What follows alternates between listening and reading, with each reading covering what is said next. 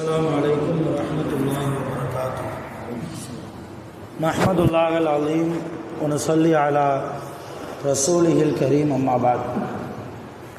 அருமையான ஜமாத்தார்களே, பெரியோர்களே, அல்லாஹ்வின் கிருபையால் தராவி தொழுகையை தொழுதுவிட்டு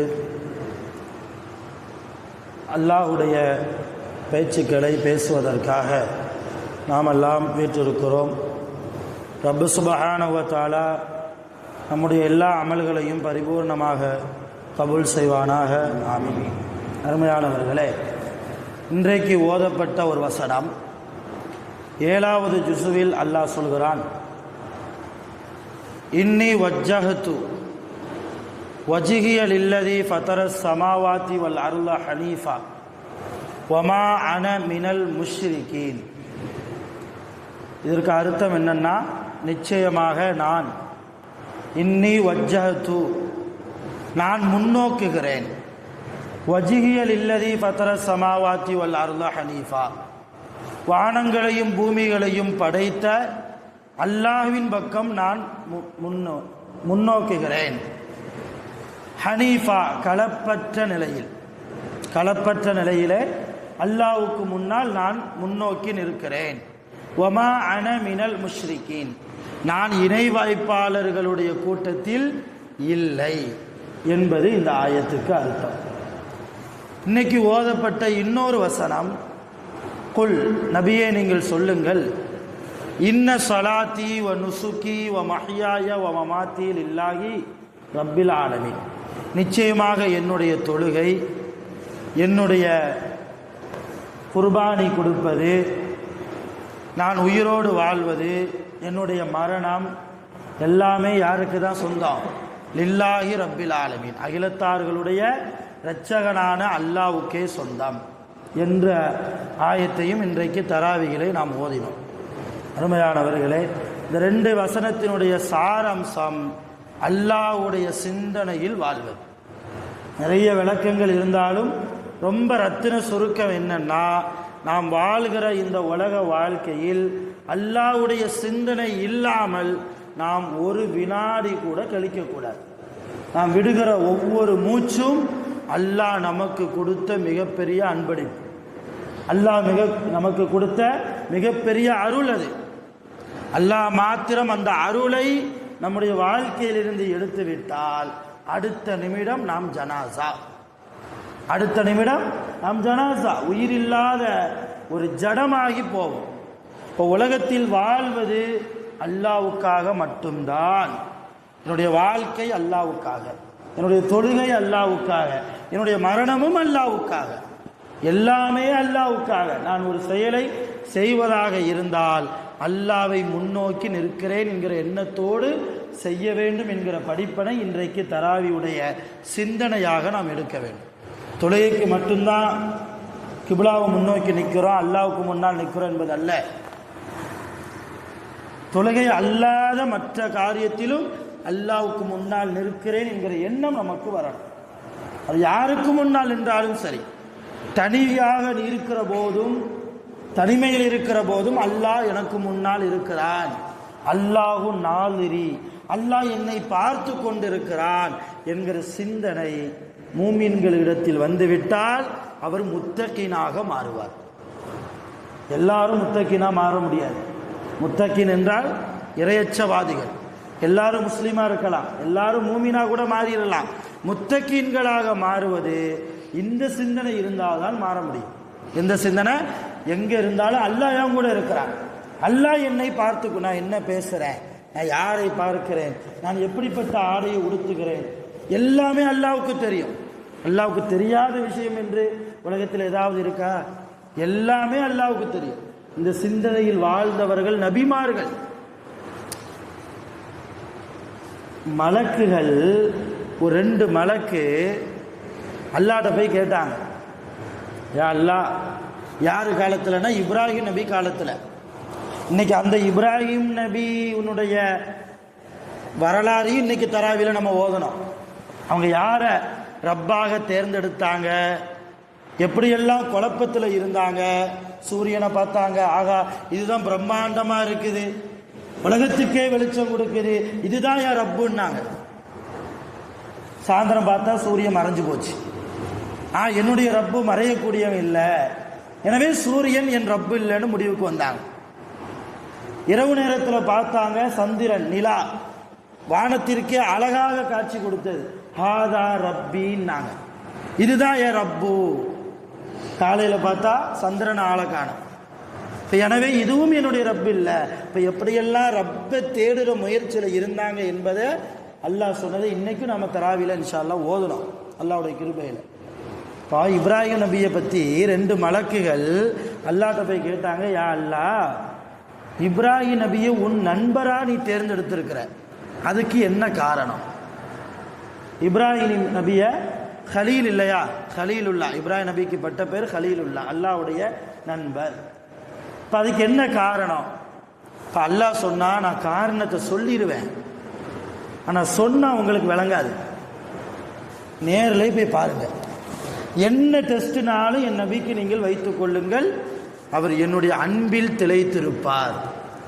அப்படியா, சரி நாங்கள் போகிறோன்னு சொல்லி 2 மலக்குகள் மனிதர்களுடைய உருவம் எடுத்து இப்ராஹிம் நபி ஆடு மேய்த்து கொண்டிருக்கிற போது, அவர் எந்த பகுதியில் ஆடு மேய்த்து கொண்டிருக்கிறாரோ அந்த பகுதியில் ஒரு பெரிய மலை இருந்தது.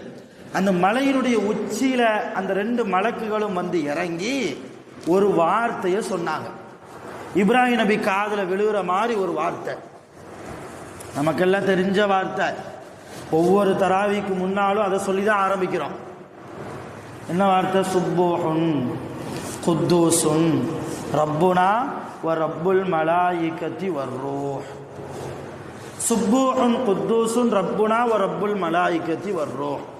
இதுக்கு என்ன அர்த்தம்? சுப்பூஹுன் குத்தூசுன் ரப்புனா, எங்களுடைய ரப்பு, வ ரப்புல் மலாயிகா, மலக்குமார்களுடைய ரப்பு, வர் ரூஹ், ஜிப்ரீல் அலைஹிஸ்ஸலாம் அவர்களுடைய ரப்பு பரிசுத்தமானவன், அவன் ரொம்ப தூய்மையானவன். இதுதான் இந்த தஸ்பீஹுக்கு அர்த்தம். இதை 2 மலக்குகளும் என்ன செய்கிறாங்க, மலைக்கு மேலே மனித உருவத்தில் வந்து இப்ராஹிம் நபி காதில் படுற மாதிரி சத்தம் போட்டு சொல்கிறாங்க. இதை கேட்டோன்னே கீழே ஆடு மேய்ச்சிக்கிட்டு இருந்தார். எத்தனை ஆடு? 4000 ஆடுகள். இப்ராஹிம் நபி 4000 ஆடுகளை மேய்ச்சிக்கிட்டு இருந்தாங்க. இந்த சவுண்டை கேட்ட உடனே நேரம் மலைக்கு ஏறிட்டாங்க இப்ராஹிம் அலைஹிஸ்ஸலாம். ஆடுகள்லாம் 4000 ஆடு இருக்குது, மிகப்பெரிய சொத்து இல்லையா, எல்லாத்தையும் விட்டுட்டு நேரம் போனாங்க.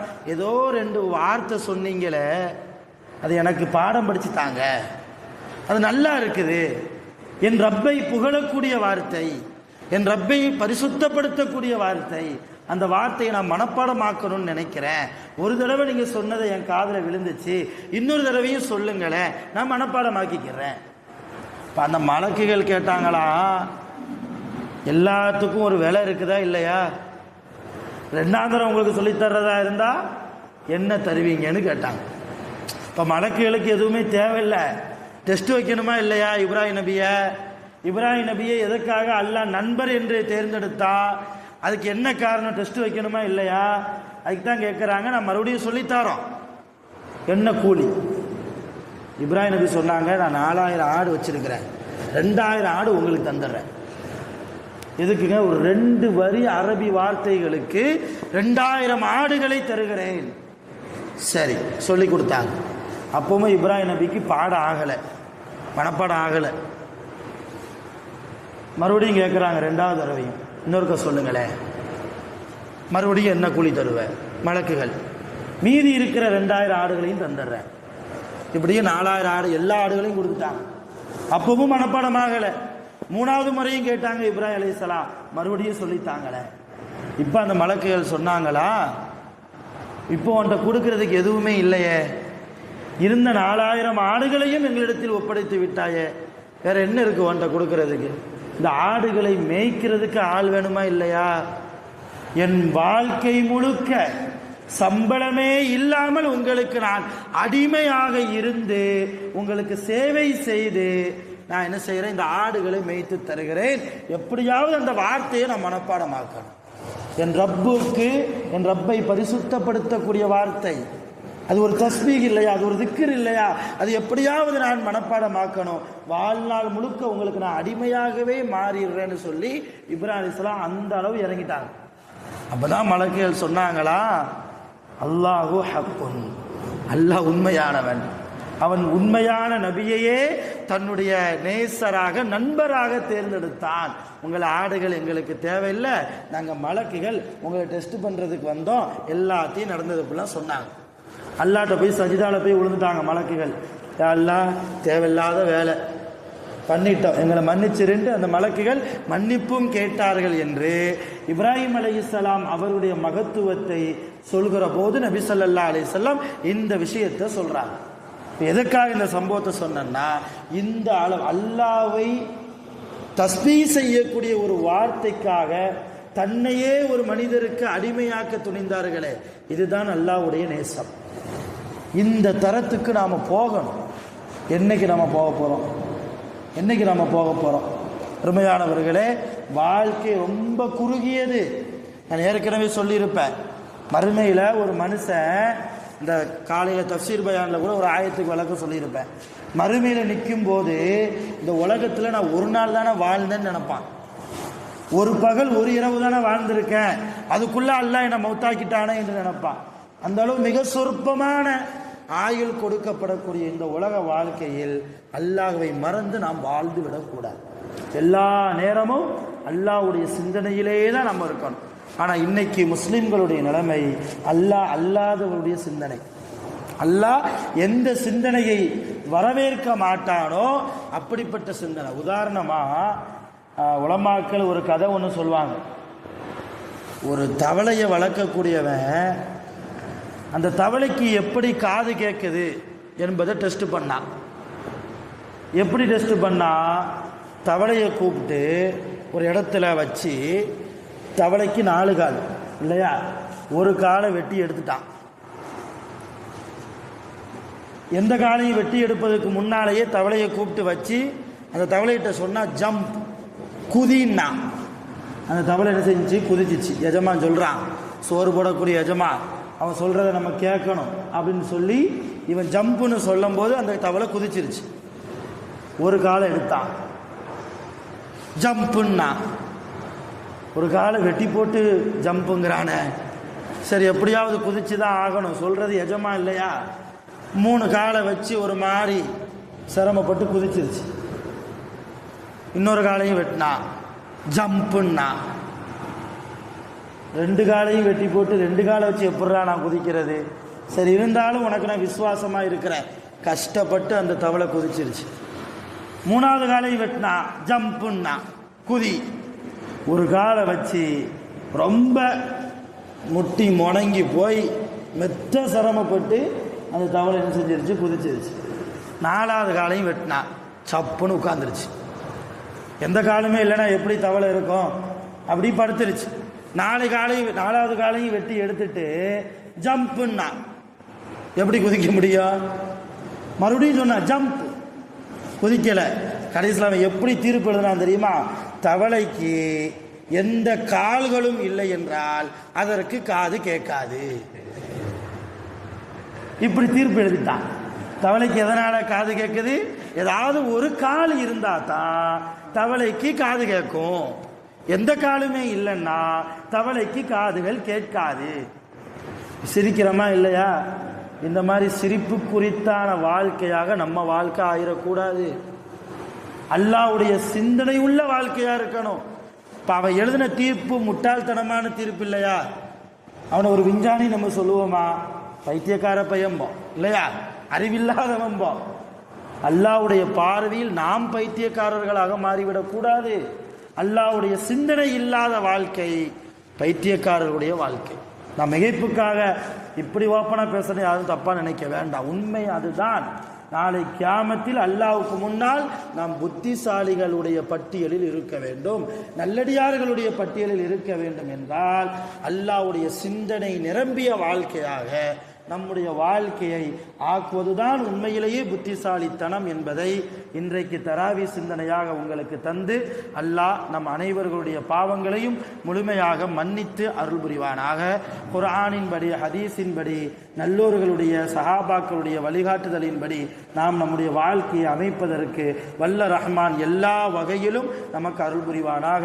உலகத்தில் வாழ்கிற போது அதிக ஆயுள் நாட்கள் கொடுக்கப்பட்டு நோய் நொடிகள் இல்லாமல் ஆஃபியத்தோடு ஆரோக்கியத்தோடு வாழ்வதற்கு அல்லாஹ் அருள் புரிவானாக. வாஹிரு தஅவானா அல்ஹம்துலில்லாஹி ரப்பில் ஆலமீன். சுப்ஹானல்லாஹி வ பிஹம்திஹி சுப்ஹானல்லாஹி வ பிஹம்திஹி அஷ்ஹது அன்